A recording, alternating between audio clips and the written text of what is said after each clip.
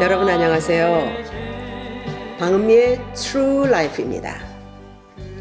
우리가 신앙생활 하는 가운데 어떤 사람이 구원받았는지 알 수 없습니다. 그러나 그들의 생활과 행동 속에서 그냥 짐작할 수 있을 정도입니다. 어떻든 간에 사람들이 이 땅에 사는 동안 참 구원이 얼마나 중요하다는 것을 우리는 확실하게 알았으면 좋겠습니다. 그래서요, 오늘은 어떤 사람들이 천국 가지 못하고 자기의 길로 갔는지, 또 그들이 무엇 때문에 자기 길로 가야만 했는지 성경에서 나온 몇 사람을 소개하고자 합니다. 첫 번째 소개할 사람은 구약의 아간입니다. 여호수아서 7장에 나오는 사건입니다. 이스라엘이 아이성에 정탐꾼을 보내어서 정탐을 했죠. 그런데 그만 아이성을 너무 얕잡아 보았던 것입니다. 여호수아서 7장 3절에서 4절까지 말씀입니다.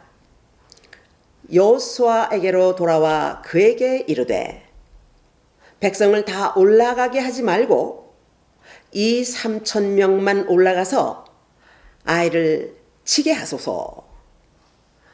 그들은 소수이기 때문에 모든 백성을 그리로 보내어 수고롭게 하지 마옵소서 하므로 백성 중 3,000명쯤 그리로 올라갔다가 아이 사람 앞에서 도망하니 결국 아이성에서 패전하고 맙니다. 그때 여호수아가 하나님 앞에서 머리에 티끌을 뒤집어 쓰고 기도합니다. 그때 하나님께서 여호수아에게 말씀하십니다. 여호수아서 7장 11절 말씀입니다.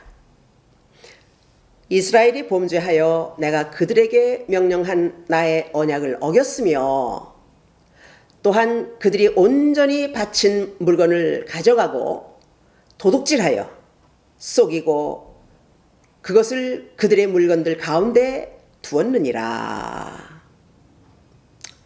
전리품을 도둑질해서 감춰 놓았던 죄입니다.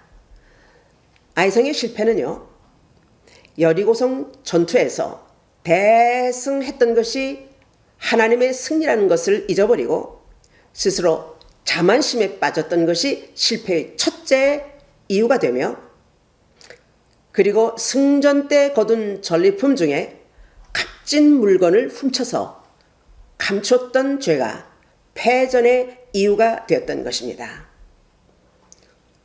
하나님은 아간의 도둑질이 하나님의 것을 도둑질한 것으로 여깁니다.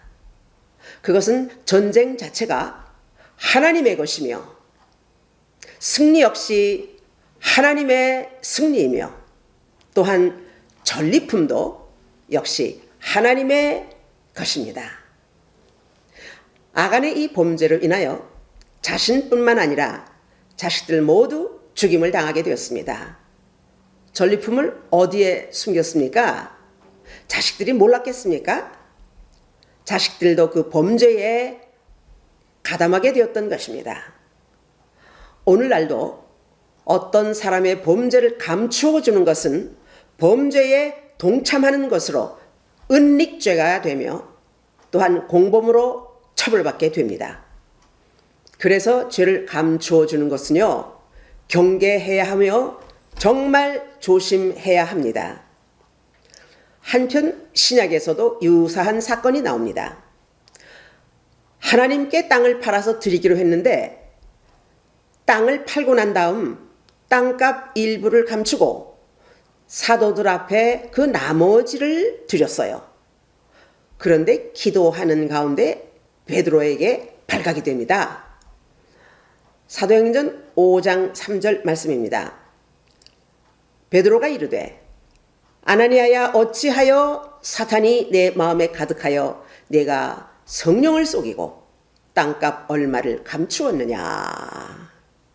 결국 아나니아와 삽비라는 하나님의 심판을 받아 죽임을 당했던 그런 사건입니다.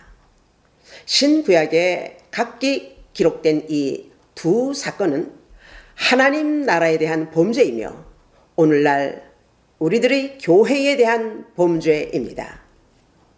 그리고 이 사건들이 주는 메시지는요, 주의 백성들에게 거짓 없는 진실과 성결한 삶을 살도록 말씀하고 있습니다.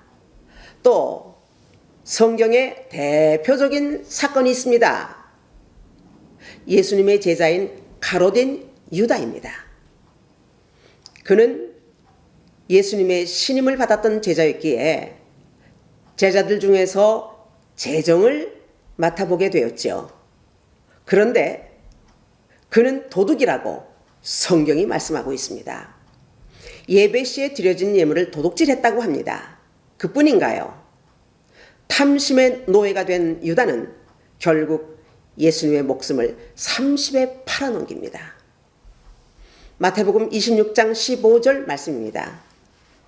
내가 예수를 너희에게 넘겨주리니 얼마나 주려느냐 하니 그들이 은 30을 달아주거늘. 어떻게 됐습니까? 그는 천국 가기를 포기하고 결국 자기의 길로 갔던 것입니다. 이렇게 성경에서는요, 탐심으로 인한 도둑죄는 죽음으로 그 죄값을 갚았던 것을 우리가 똑똑하게 보고 있습니다. 천국은요, 이런 사람들이 가는 곳이 아닙니다. 이 세 사람의 사건이 동일한 것이 있습니다. 모두 하나님의 것을 도둑질했다는 것입니다. 자, 그러면 오늘날 우리들의 교회에 한번 적용해 보도록 하겠습니다. 특별히 돈을 말하면 교회에서 재정부를 생각하게 되죠. 교회 재정은 바로 하나님의 재정이며 하나님의 것입니다. 아멘. 물론 제 잔소리가 필요 없이 모든 교회들이 재정 관리를 잘 하시는 줄로 믿습니다. 그러나 예외로 재정적으로 투명하지 못한 재정 관리로 인해서 교회가 문제가 되는 일이 종종 있다는 얘기를 듣고 있습니다. 그래서 교회에서 재정을 맡은 분들은요, 빈틈없이 계수하고 반드시 교인들에게 깔끔하게 보고해요. 깨끗한 재정 관리를 해야 하지 않겠습니까? 이렇게 해야 하나님께서 인정하시고 흡족해 하시는 그 관리를 잘 감당하면 본인에게 얼마나 큰 복이 되겠습니까? 만약 위에서 소개했던 세 사람과 같이 교회에서 부정한 일에 연루된 일이 있으면 결코 하나님의 징계를 피할 수 없다는 것 반드시 기억해야 합니다.